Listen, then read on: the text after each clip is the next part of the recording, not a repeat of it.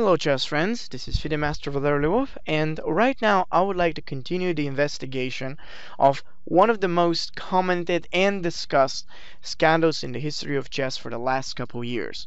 I'm talking about the international tournament that took place in last year, December last year in Zadar, Croatia, where a lower rated chess player, reasonably lower rated chess player, with a FIDE elo of 2200 managed to defeat some top well-renowned chess grandmasters in a series of games.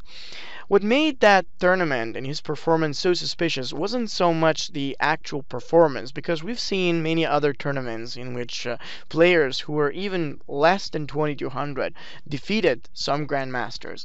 But what really made that tournament very suspicious was the actual fact that almost all the moves in those victories, almost all the moves that the 2200 played, were matching with the first moves of the strongest computer chess engine named Houdini.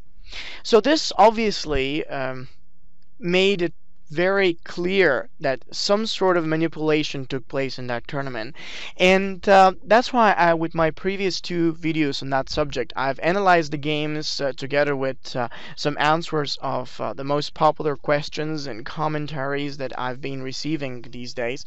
So right now, I would like to share with you some new experience that I got in the beginning of this month, where essentially I participated a huge open tournament in Bulgaria, in my country, where the same player named Borislav Ivanov actually participated as well, and he had an extremely suspicious performance.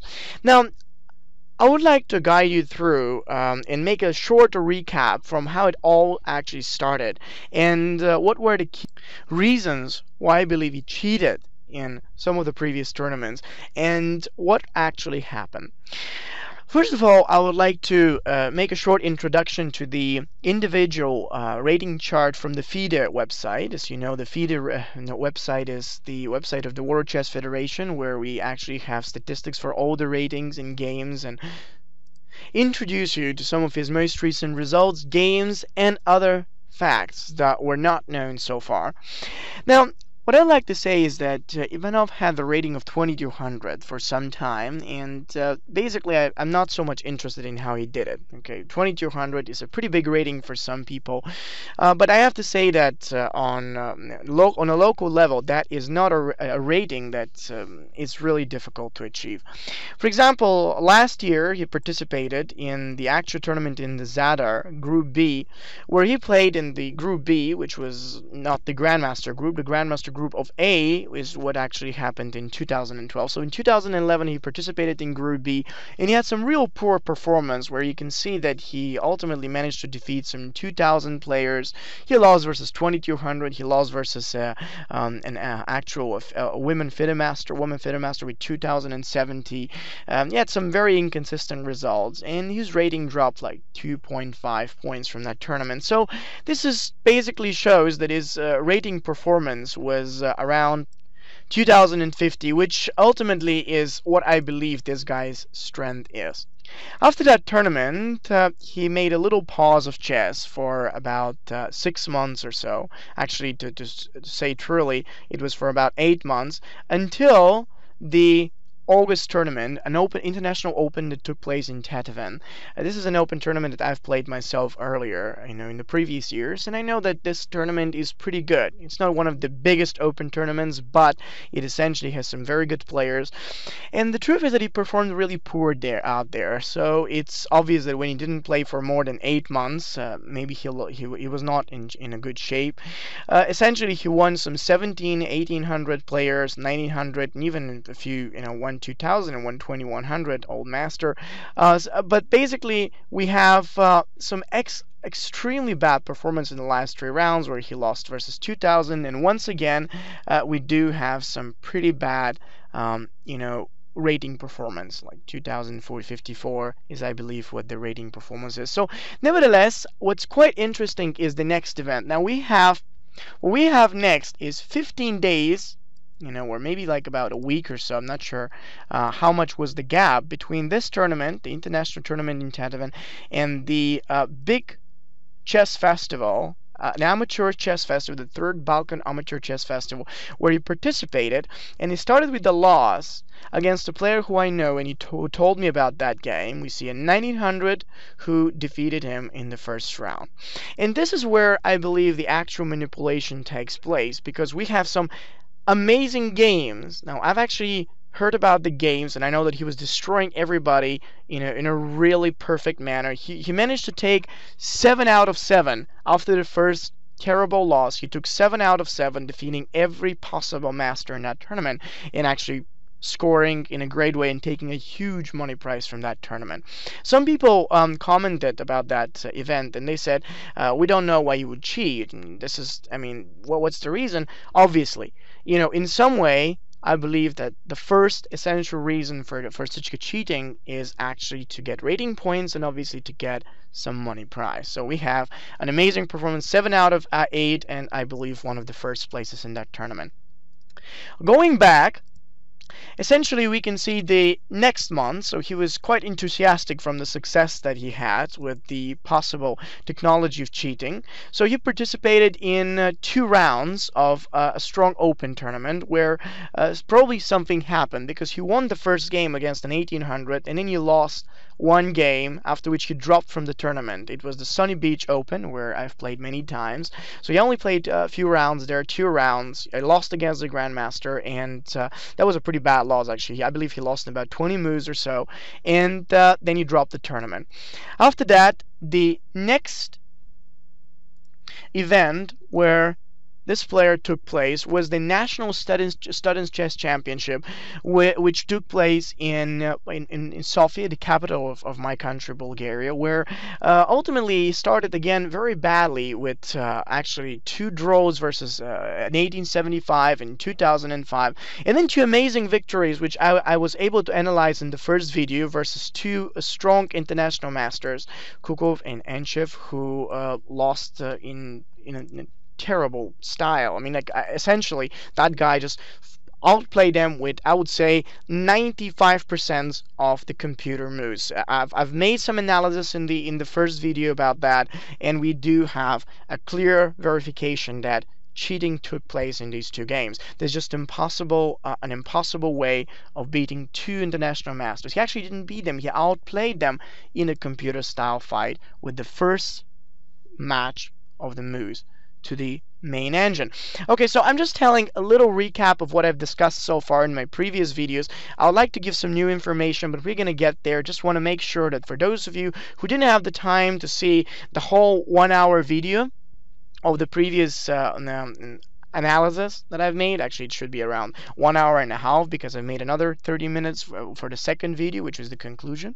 So basically we have December 2012, which was the National Students Chess Championship, and then we have the most important thing, as a matter of fact, that's from the rank list of January 2013, and it includes 2 tournaments that he played in Benidorm, Spain, and Zadar, Croatia. Now, these are the international tournaments where essentially I believe that the cheating tech, whatever was the scheme, took place in the Belgrade Czech tournament, and we have the National Students Championship.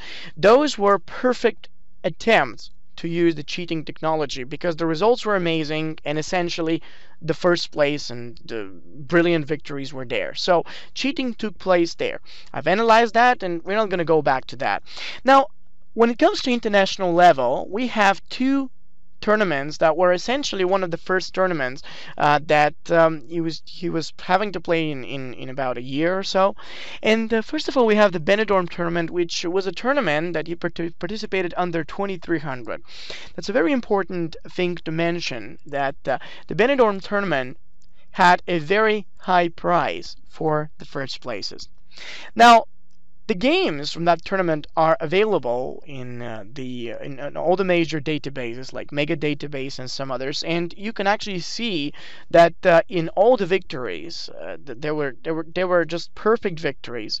But what really made some suspicion, and initially when I looked at that, I was like, okay, well there are some draws out there, and there's a loss in a very fatal game, essentially, where he lost the opportunity to fight for a first place. So basically the thing is that there were some bad results here in this tournament. So if there was a computer engine, these results wouldn't be there, right?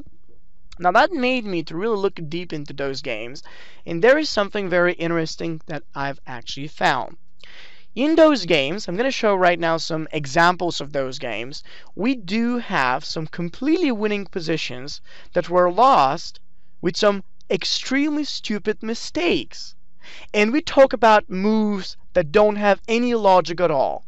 Instead of making a move which wins, ultimately the whole game, he is positioning his piece on the next square, next to the winning one, and that is how he loses the game. Let me show you examples. So we have an important part of the game that you played in round 8 of that tournament versus master named Enrique Theodore Fuentes.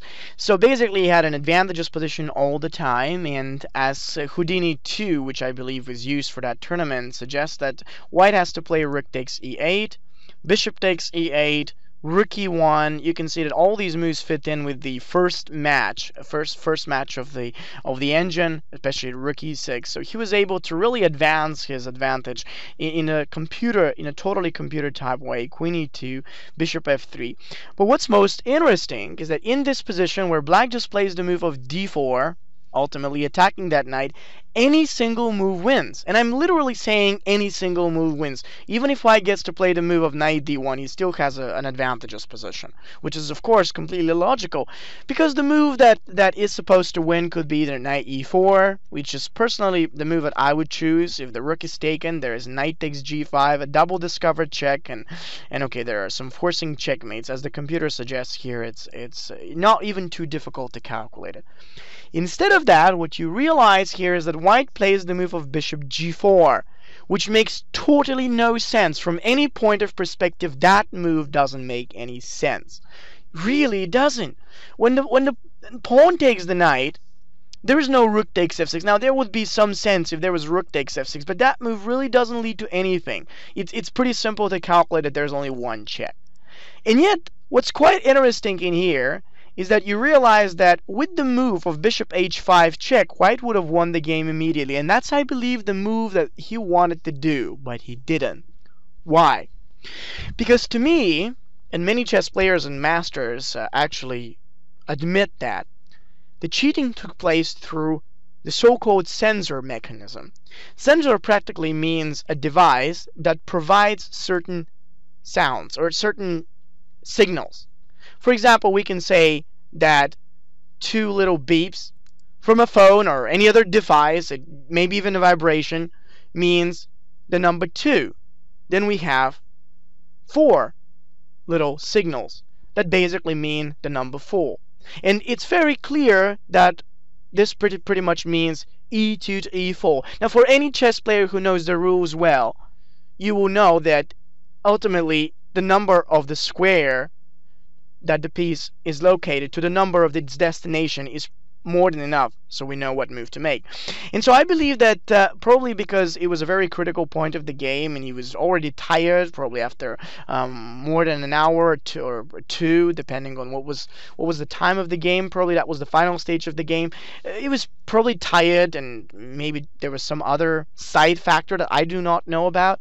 But he actually misunderstood the h5 square with g4, and that's why he played the completely logical move of bishop g4. And some players don't really understand why actually he lost that game. He was completely winning, and he was probably going to win that game and essentially win the first place. But then there's d takes to c3, and he's ultimately losing because no matter what is the computer, probably something happened in here, and he lost the game, obviously a piece down. Now, what's most interesting is that if you check all the draws that he made, I believe that most of the draws were actually made on purpose.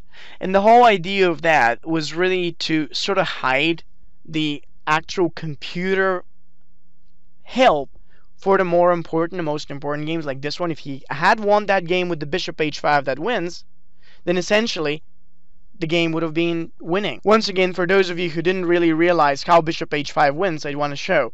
Knight takes h5, queen takes h5, and in case the king takes there, we have queen takes h6. It's all forced. And ultimately, after queen takes g5, king goes back, queen g6, king e7, queen g7, that queen will be lost, or black is going to get checkmated. It's just very forcing line that ends up either with black getting checkmated or with his queen falling from its position. So king d6, queen f6, king e8, queen takes c7. So that was the reason. The draws, what were the draws? I would like to point out something very interesting that we see as a reoccurring pattern in his new tournaments as well. Let us begin with the first draw. I'm going to move on to move 30, so you realize something interesting. It is an endgame, so almost all the important pieces are exchanged in the early stage of the game. So we have an endgame position with opposite colored bishops, which is a dead draw. The other draw was basically also because of simplifying, and we have a simple endgame with a draw. The next draw is actually versus Jimenez Martinez, so Borislav had the black pieces, and we still have an endgame with simple exchanging and a draw. Every single game that ends up in a draw is actually within an endgame position. And here is the explanation. Why would a draw need an endgame? It's pretty simple. When you use an engine or a certain program to help you, there is a setting that you can actually adjust for the program to naturally exchange more pieces and get to the end of the game, basically get to exchange more pieces and keep an equal game. By making this setting, you make sure that you're not really going to win any games, and basically you're not going to lose because the computer obviously wouldn't allow himself to get a bad game in bad position. So those draws are just made so that actually the wins against these stronger players will cause less suspicion. The only reason why he was not so successful to take the first place in that tournament, although he got 7.5 out of 10, he did not manage to take the biggest prize, was because of that glitch.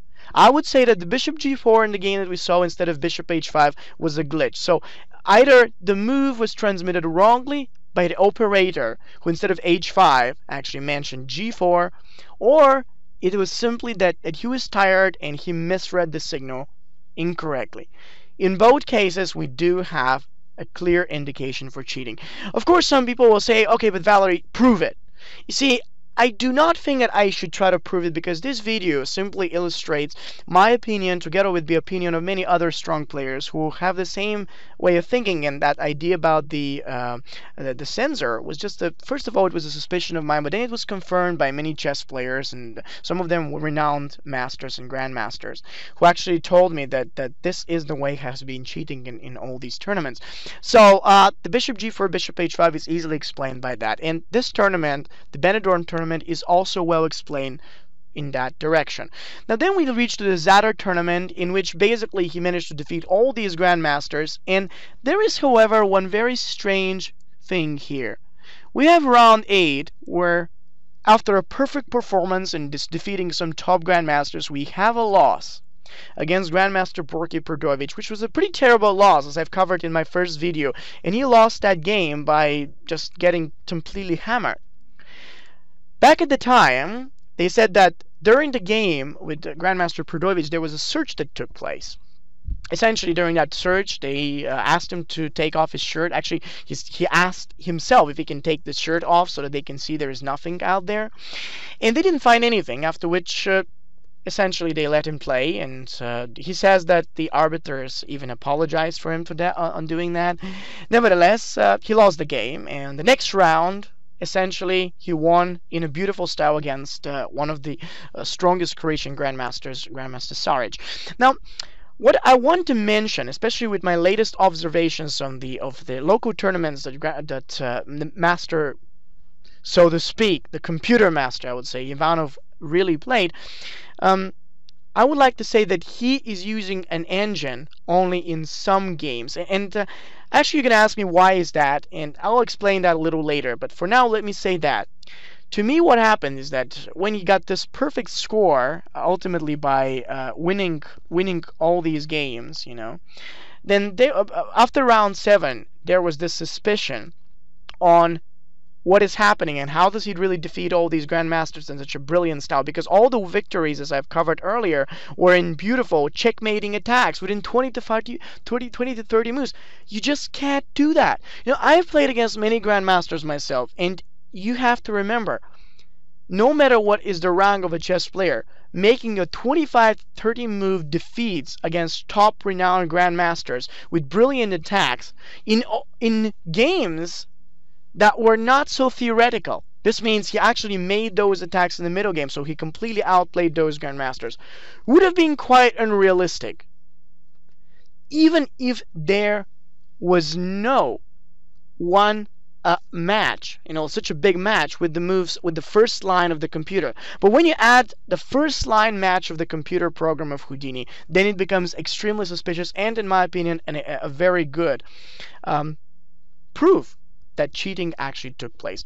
But let us see what really happened after that tournament. So for now, we had a short recap, and I wanted to tell you the story. So the motives for doing such a cheating so far are getting a rating. He actually got a grandmaster norm from that tournament in Zadar, and he achieved a rating of 23-40-40. So we have a huge rating up. So we have for 2 tournaments, 150 points, elo increase. So basically that is the main motive. But let us see the most recent tournament that I participated. We are having a look right now at the 35 Bulgarian International Open Chess Championship, the Georgy Tringov Memorial that took place in Plovdiv, one of the biggest cities in my country, and this month. And the players in that tournament were pretty good. I mean, you can just see the starting rank list. We have a 2700, 2600, 2500. Okay, so now we see my name. I'm actually here, number 22, Lilov Valeri. And then we see the cheater, who is actually the 23-42 without a title yet. So basically, what's interesting is that in that tournament, I had some pretty nice games. Actually, I started with some nice wins, and actually, I lost the game against the leader of the tournament, Grandmaster Alexander Fier, who actually won it. I won some 2100, a couple of draws, and then the final game I unfortunately lost in the blitz, so I made some blunders. Nevertheless, my performance was fine. So we can see I performed a little below my rating, 2370. That was just because of the last game, which it wasn't really necessary. I couldn't get a norm out there or win anything. So let's not talk about me, however. I'm just showing you a performance of a rated player who with me like 2400 and how it looks like. On the other hand, we see the performance of Ivanov, and now you're really gonna get very confused by that. What you're going to see is a performance which is 400 points below his current elo rating. A rating performance, this is in Bulgarian, but I'm just going to read it to you. It's elo performance 1942. The FIDE rating dropped with 45 points, and let us see the results. The results are amazing because he actually lost versus a 1900 player from Greece with white pieces. Then he made some draws versus 2000 and the 1900, another loss versus a 1900 player, and all these were kits, by the way. I have to tell you, most of these players were actually kits. So then there we have a lot of loss against the 2100. And when I was back at the, and in this tournament, I really couldn't believe what was going on. I mean, we see a player who was just a moment ago defeating 2600 Grandmaster in killing 20 moves attacks, following, of course, the engine, being really out of any preparation against these players. So, of course, the speculation at that tournament was that most probably what happened is that he lost his supporter. I mean, whoever was helping him on the operational computer probably didn't want to help him in that tournament. Maybe he was scared because of all the reports and all the rumors. The chief arbiter suggested that there may be a search if necessary in the opening ceremony. So probably he got scared, and that's why he actually played in its real rating. Nevertheless, this is a very big proof, in my opinion, how practically cheating took place. All these games, I was a witness, and I was observing some of his games. He played very fearful chess, essentially, really being worried about starting any attack. And in those games where a complicated position did happen, there was a loss.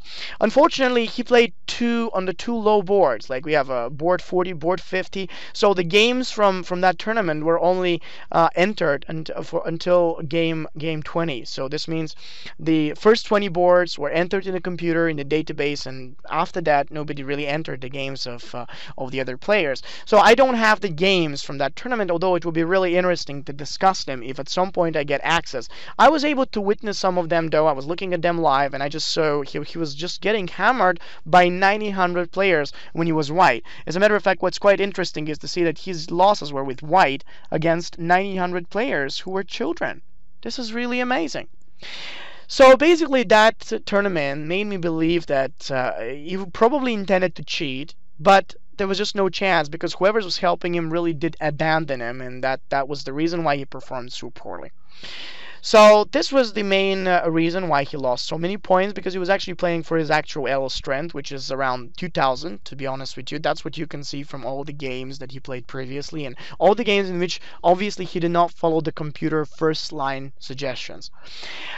Then a day after that tournament, what happened is that there was a different event, a very interesting tournament, which was actually the semi-final championship of the Bulgarians nationals for men. And the players out there were pretty solid. I mean, we can see I did not play there. I felt tired of the previous event, and I haven't had a chance to participate there as well. But we see that essentially the players are pretty solid. We have some grandmaster, quite a few international masters, and Borislav decided to join that one too, which was really strange for me. Except if he didn't really want to qualify for the final, and maybe his helper decided to come in and play and help him with the cheating.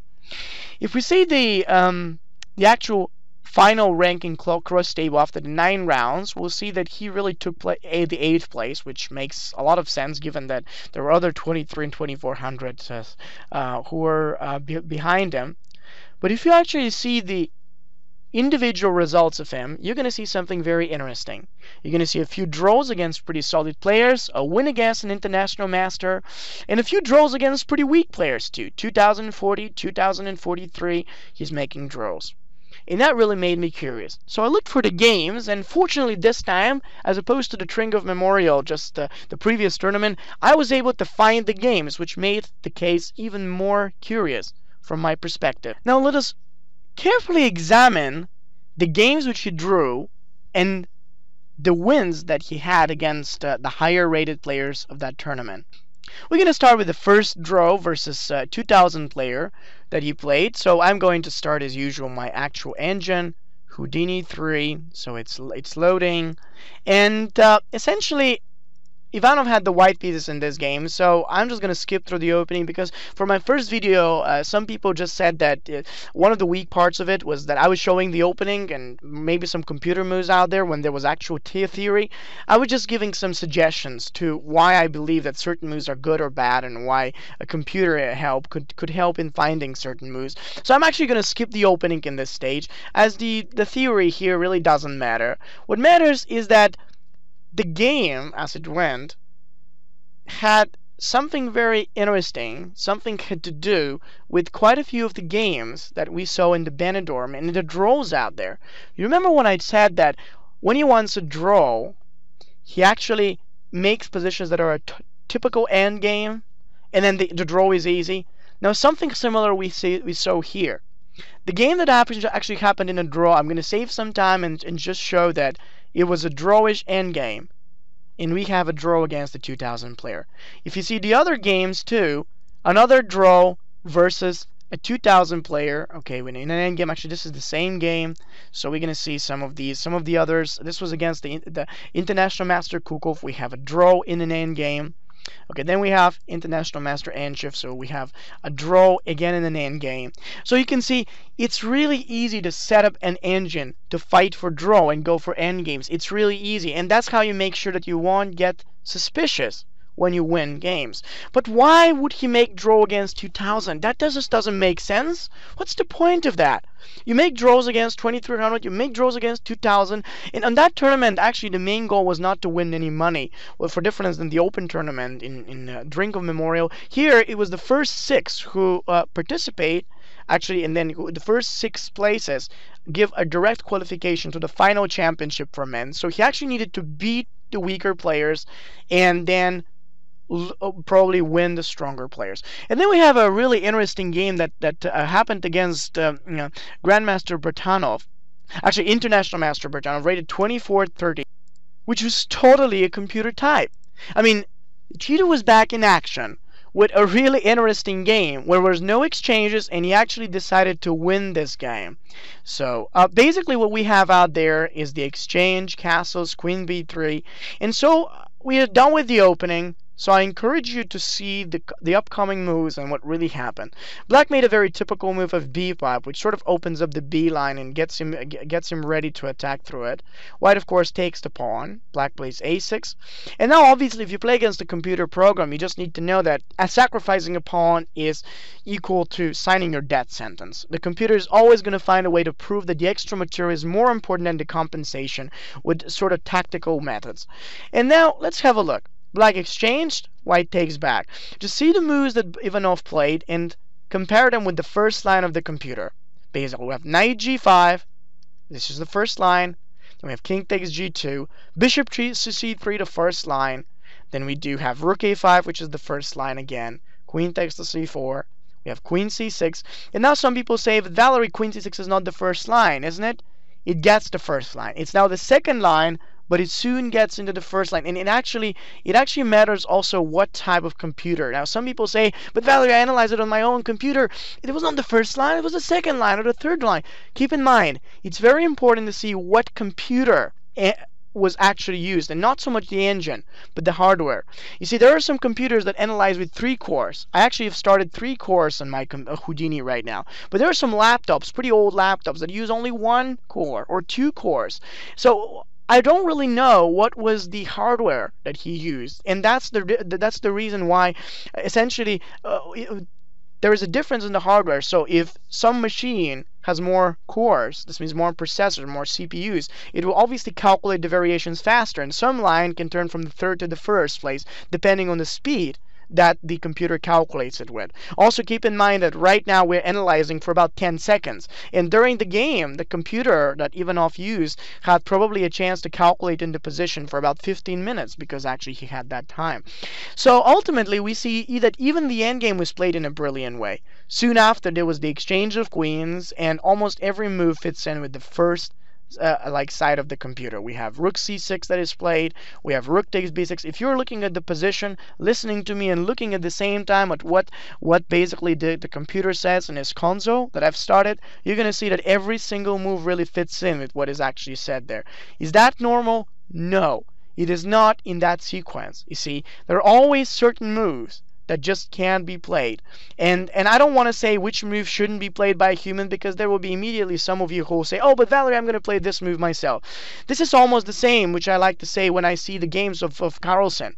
When I look at his games, I have the feeling that I'm going to find all these moves, right? But I can't, because I'm not Carlsen. And that's the point. You see, when you see the actual move, it looks very logical, and it feels like we can play it ourselves. But if you sit on the board, it's different. And most of these moves just we can't see. If we see them, we understand it, and we say, okay, this is simple.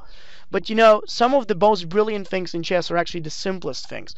And in some direction, what I like to say is that being able to follow the computer in 100% of all the moves that he's suggesting from the beginning till the end is a clear indicator of a cheating taking place. If you were following the computer's analysis and following what I'm playing on the board, you would see that every single one of these moves follows up with the computer. I'm going to attach a PGN a PGN file with all these games. So for those of you who want to compare on your own, you'll be able to download it in the description box of this video, so you can check with your own machine and see that I'm actually right about that.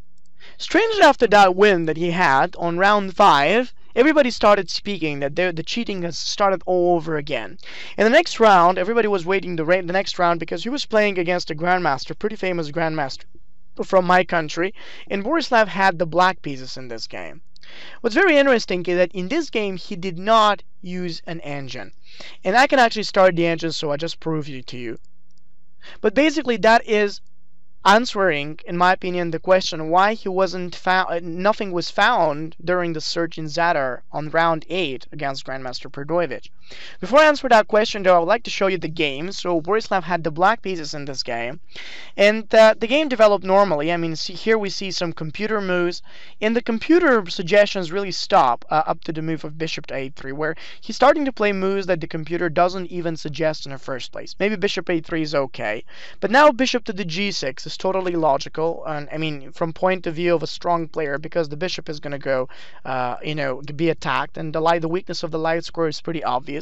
As you can see, the computer suggests bishop h7, not bishop to g6. And now we see that this matching suddenly stops. So ultimately, all these kind of moves that in the previous game against Bertanov were top first in the computer really stop up here. There are obviously some moves that kind of match here and there, but we don't have any consistency like that, okay? And that's the big deal, because when you don't see such a consistency, you understand that things are not, he's not really cheating. Like bishop e5 isn't even in one of the first 3 moves of the computer.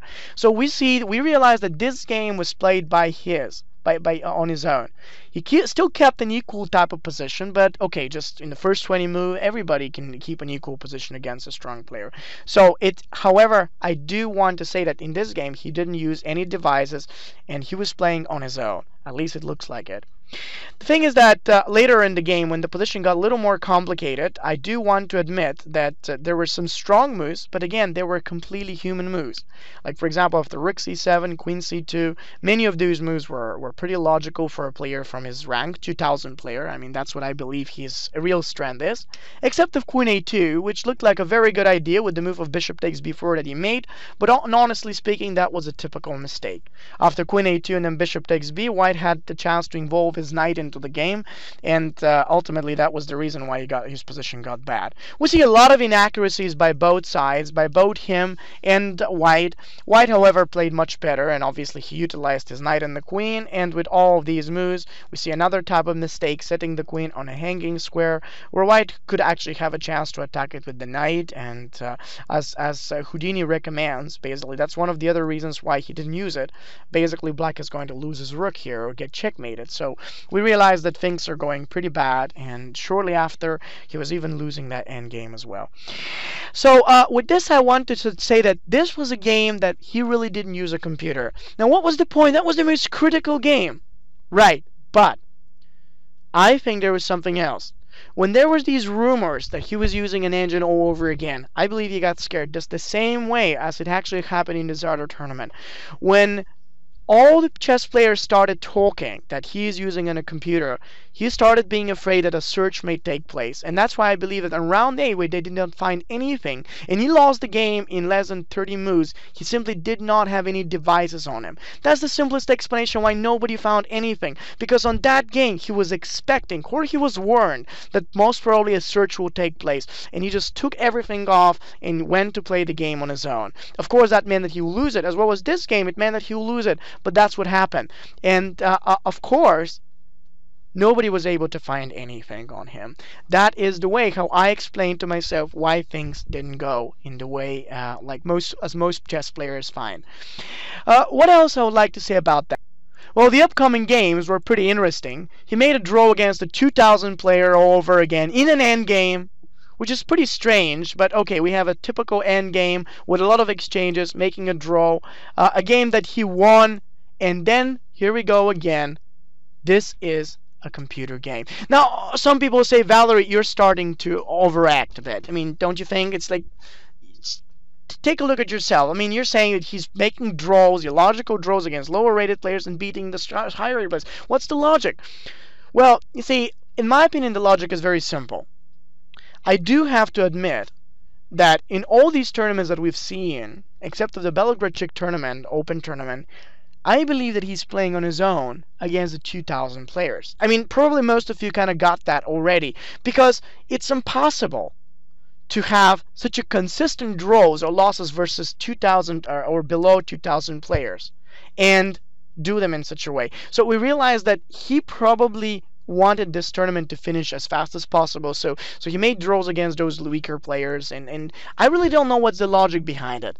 He didn't get any prize from that tournament, neither he qualified, although he won some of these strong players.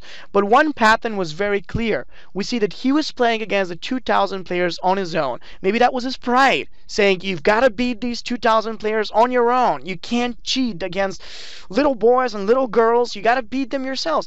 Maybe that was it. That's the only explanation I have, and that's of course why he failed in these two tournaments. There were no grandmasters. Like the Zadar tournament was only players above 22, 2300 were allowed to play. So there were no boys and girls there to play on his own against. So he said, okay, this is a grandmaster. I'm not a grandmaster. Let's take the engine and let's beat them that way. 2000, maybe I'm able to beat him. So let's beat him. He of course couldn't, and that's why he performed so poorly in the Plovdiv tournament. Nevertheless, let me show you this game that he managed to win very effectively with. His opponent was a famous international master from my country, and of course, as always, I'm going to just start my Houdini engine and be able to check his moves with the Houdini. Now have a look at that. What happened is that there was the English opening plate, so we are going through the opening kind of quickly again. I mean, about openings, he may be using the opening book of the actual computer, or there may be just something else. I don't know, but most probably the computer book is enough to play the most decent opening moves. And from now on, just take a look at the actual computer moves. Knight c6 is suggested in the first three moves on the computer. Then we've got d6 to the c, first move, queen d3, which is first move, queen d7, which is one of the first moves, and basically we have rook to d8. Then we have knight b4, that was the first move, and queen c7. You see the consistency. In the game that he lost against the Grandmaster, there were some good moves out there as well, but there was no consistency like that with the first move match of the computer engine. So this meant that he was scared. He did not use computers. That's what really explains the actual results. He did not use computer in the games when he was scared that he can be caught, or against the players who were below 2000, because I believe his pride was saying that he could beat those players on his own. That is of course just a theory, but I mean that video is about really investigating the facts from my own perspective, and anybody can try to explain themselves on his own. But the truth is that in those two occasions he did not use a computer. And what about the draws against strong opponents like these 2400s? How did he manage to draw against them? Well, then here was the thing. He made a setting in which basically he put the computer to play for a draw. You can make a setting where you actually adjust the computer engine to exchange pieces and go for the draw. It's not that difficult to do it. Why did he do that? I have no idea. Probably he just didn't want to fight for a win against those particular people. That is just the simplest explanation. Nevertheless, take a look at this game and you're going to get convinced that something abnormal is happening. After knight c6, I mean, you can see that all these moves really fit in with what was going. Basically, black played g6, again a computer move. We have knight a5, which is another computer move.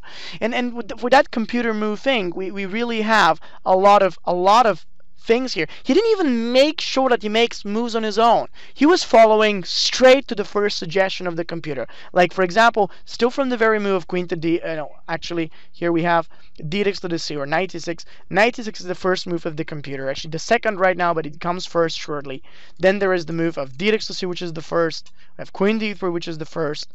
Again, we have queen to d7, which is one of the first moves, actually the second. Then we have the move of rook fd8. Yes, basically, now it suggests rook a d8, but okay. Again, I'm starting the engine so it has the time to think only for 2 seconds. Okay, here we have rook fd8 in a second place. Probably it will replace the rook a d8.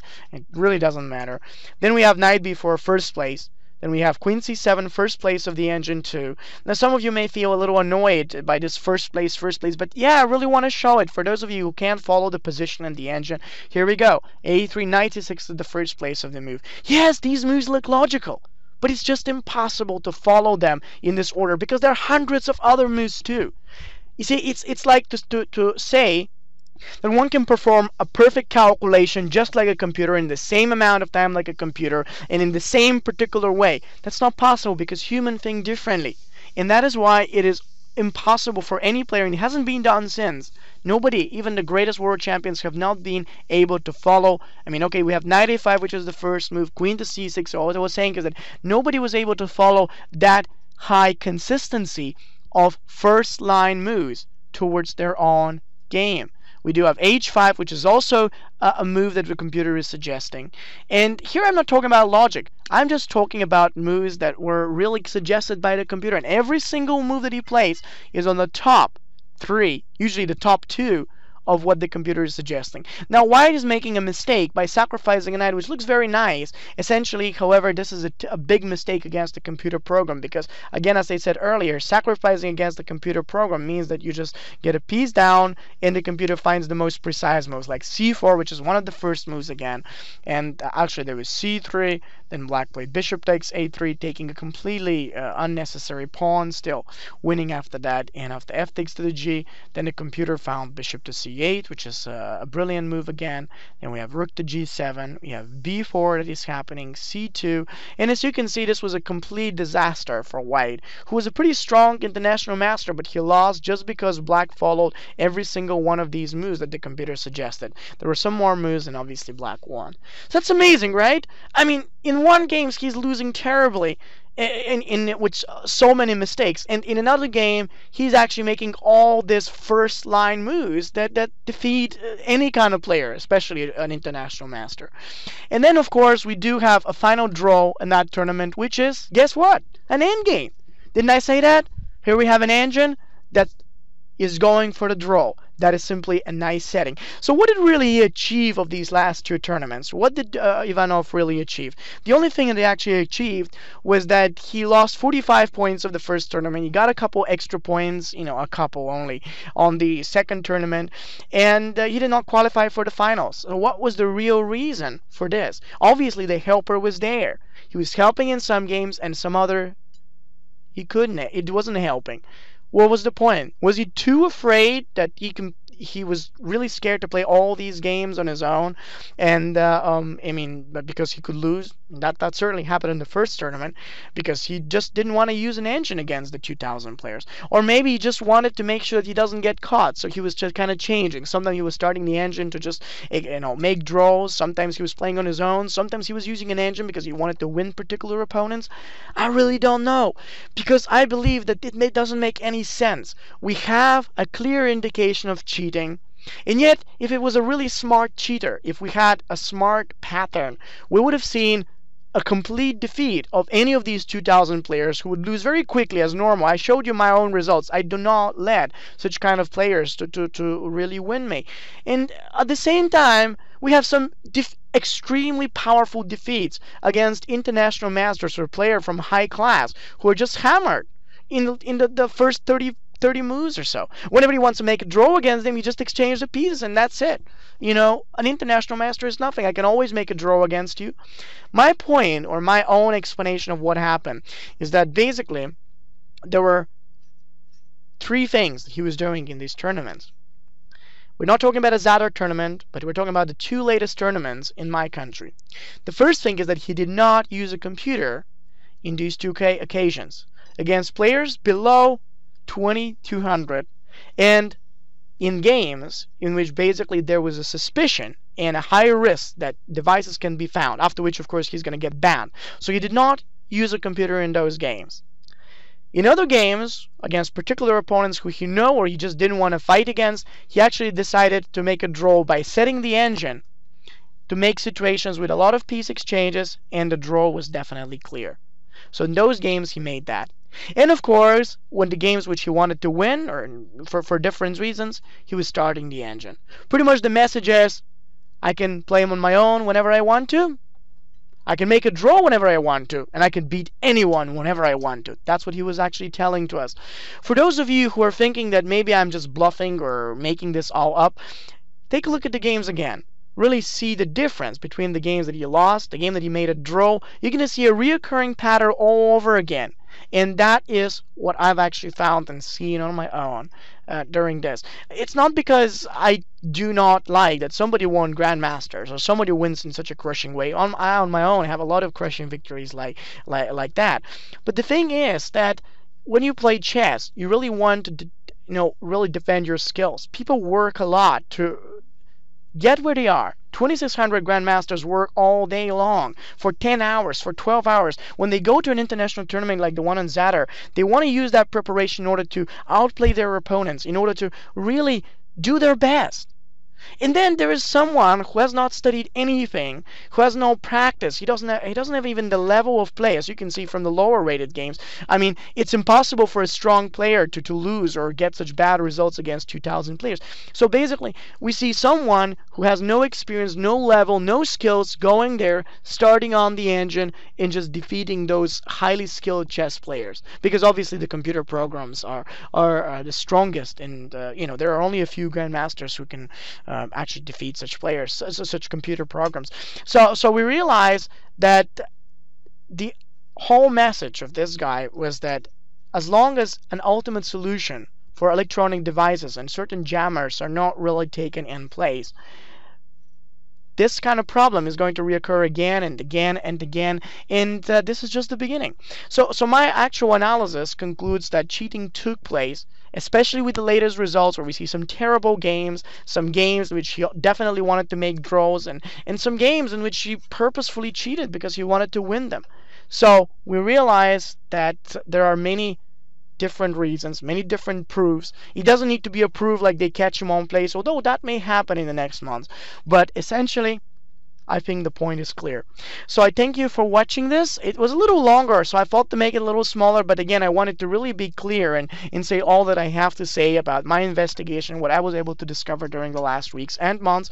So I hope that you find this useful, and as always, if you have any questions or you would like to message me, feel free to do that. I'll be happy to answer any of your questions or opinions.